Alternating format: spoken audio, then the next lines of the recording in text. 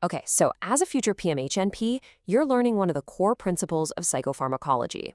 Antipsychotics treat schizophrenia by blocking the dopamine D2 receptor. Sounds simple, right?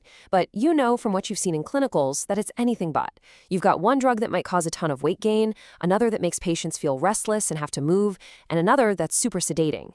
They're all supposed to be hitting the same main target, so what gives? Why are their effects, especially their side effects, so wildly different? You know, Dr. John Miller just nails it with this quote, and it really gets to the heart of the matter. The question every single one of us has to ask when we're prescribing. If all these medications block the D2 receptor, what on earth makes them so different? Why isn't a D2 blocker just a D2 blocker? Well, the answer, it turns out, is in the nitty-gritty details of their pharmacology. And really getting those details, well, that's what's going to take you from being a good prescriber to a great one. So here's how we're going to break this down. First, we'll get on the same page with the language of receptors. Then, we'll look at how every drug has its own unique fingerprint. We're going to define the D2 therapeutic window, this is huge, back it up with some really solid evidence, and then wrap it all up to show you how this gives you a real edge in your practice. Let's get into it. First things first, the language of receptors. Before we can really dig into the differences, we've got to make sure we're all speaking the same pharmacodynamic language. Okay, let's use that classic lock and key analogy. Think of our receptor as the lock. A full agonist, like our body's own dopamine, is the perfect key. It slides in, turns the lock all the way, and you get a full 100% response.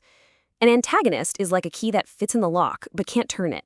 It just sits there, blocking anything else from getting in. And then you've got partial agonists, and these are really fascinating. They're like a key that can only turn the lock, say, halfway. It gives you some response, but never the full blast. And this idea is absolutely central to how some of our newest antipsychotics work. Next up is a distinction that trips a lot of people up: potency versus efficacy. Potency is really just about the dose you need. A high-potency drug isn't stronger, it just means you need a smaller amount, a lower dose, to get the desired effect. Efficacy, on the other hand, is about the maximum possible effect you can get from the drug, no matter how high the dose goes. And here's the clinical pearl.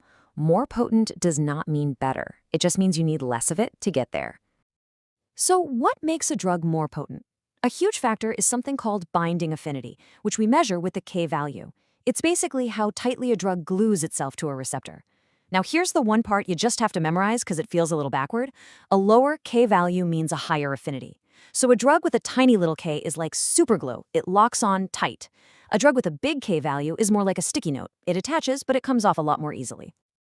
Okay, so we've got these concepts down. How do they actually explain the differences we see with our patients? Well, it's because these drugs aren't just hitting the D2 receptor and calling it a day. Nope. They hit a whole bunch of different receptors, and that binding profile creates a unique clinical fingerprint for each one. Dr. Miller gives us a really brilliant practical way to group these drugs. First, you've got the apines, like olanzapine and quetiapine. Their dirty little secret? They hit the histamine H1 receptor even more tightly than they hit D2. And what does blocking histamine do? It makes you sleepy and hungry. Then you have the idones, like risperidone. These are strong D2 blockers, but they also have a lot of action at serotonin receptors. And finally, the partial agonists, like aripiprazole. These guys have an incredibly high affinity for D2, a super low Ki, but they're that special key, that dimmer switch, not a hard-off switch. Just knowing these three families helps you predict a drug's personality before you even pull out your prescription pad. Now let's zoom back in on our main target, the D2 receptor, because this is where we find one of the most important concepts in all of psychopharmacology, the D2 therapeutic window. It's all about striking that perfect balance. So after decades of brain imaging studies, researchers found something really remarkable. The antipsychotic benefit seems to kick in right around 65% D2 blockade. But you don't get more and more benefit forever.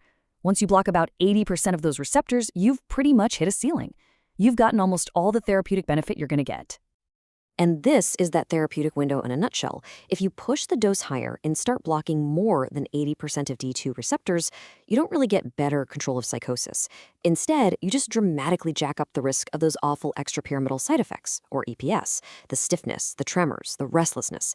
That 65 to 80% range, that is the clinical sweet spot we're always aiming for. Now, that theory sounds great, right? But does the real-world evidence actually back it up? Oh, you bet it does. A massive meta-analysis that came out in 2023 from CFIS and their colleagues gives us the best look we've ever had at how the dose of these drugs translates directly into EPS risk. And I mean, this study was a monster. They pulled together the data from 110 different trials with over 37,000 patients. It was enough data for them to draw these incredibly precise dose-response curves for 17 different antipsychotics, basically giving us a roadmap of EPS risk for any given dose. And what did they find? They powerfully confirmed that therapeutic window theory. The graphs are just so telling. For a classic high-potency drug like haloperidol, look at that curve. It's a steep, straight shot up. The relationship couldn't be clearer. As the dose goes up, the risk of EPS just climbs and climbs. At the higher doses, patients were over 7 times more likely to develop EPS than if they were taking a placebo. But then, look at the curve for quetiapine, one of our apines. It's a completely different world. The line is almost totally flat. Even when you push the dose way up, the risk of EPS barely even moves. And why is that? It goes right back to what we talked about. It has a pretty loose binding affinity for the D2 receptor. It just doesn't grab on tight enough to cause those kinds of problems. And then we have our third family, the partial agonists, like aripiprazole. Their curve is yet again completely different. It's this very shallow, gentle slope. Now remember, these drugs have a high affinity for D2. They're occupying a lot of receptors. But because of their partial agonism, that dimmer switch action, they never cause a full dopamine shutdown.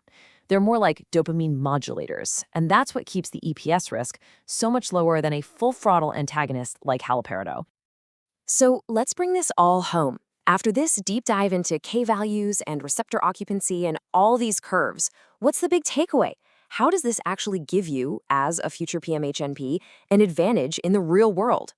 It's about getting beyond just memorizing algorithms and truly understanding why these drugs do what they do. It gives you a simple, powerful 3-step framework for your prescribing. First, you can predict. Just by knowing a drug's family, is it an apine, an idone, or a partial agonist, you can anticipate its most likely side effects. Second, you can optimize. You can intentionally choose your doses to land right in that 65 to 80% therapeutic sweet spot. And third, you can personalize. You can actually use these side effect profiles to your advantage. Got a patient with terrible insomnia? Maybe a sedating apine is a feature, not a bug. Is your patient terrified of weight gain? You're probably going to reach for an idone or a partial agonist. This is what it means to put pharmacology into practice. Ultimately, this kind of knowledge is what changes you from someone who just follows a flowchart into a clinician who makes thoughtful, deeply informed, patient-centered choices. It gives you the power not just to pick the right drug at the right dose, but to sit down with your patient and explain the why behind your decision. And that ability to clearly explain your reasoning, that's how you build trust, that's how you foster collaboration, and that's how you provide truly excellent care.